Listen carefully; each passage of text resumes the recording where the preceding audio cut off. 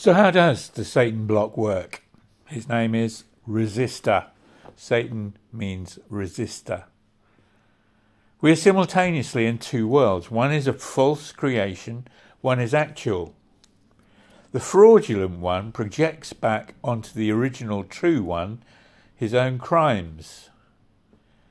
For example, MI5 may do the crimes secretly, under cover of darkness, or secretly behind a legitimate-looking wall. MI6 denies the MI5 crime and pins it upon the innocent. Another meme would be a third person tapping one of two friends on the shoulder, then pulling back unseen. The two friends, who up till then had been fine, now suspect each other as one accuses the other.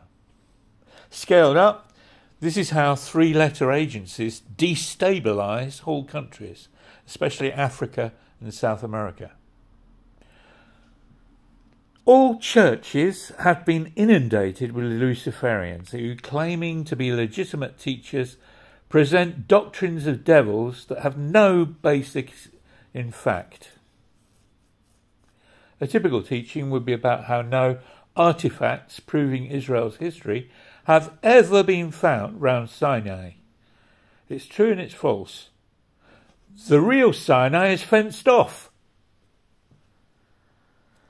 Catholicism is so well perverted doctrinally it's difficult to unpack. It's something to do with inverting the very legitimate celebration of the done deal victory of Christ's death in the bread and wine, as first celebrated in the upper room during Passover, and hugely in that context, and twisting it back into a strange Levitical type order ritual whereby Christ's body is continually offered up as a continued Genesis 3 orphan-like appeasement ceremony.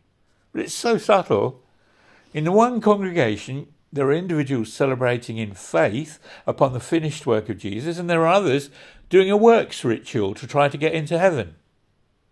So how can we ever know?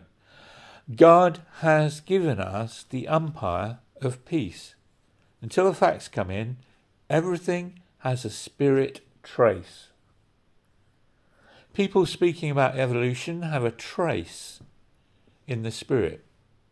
People speaking about Brexit or Europe have a trace. That was particularly subtle. There were those making a more general Beethoven ode to joy notion of Europe about our eventual unity, and in that sense it's kind of right, really, isn't it?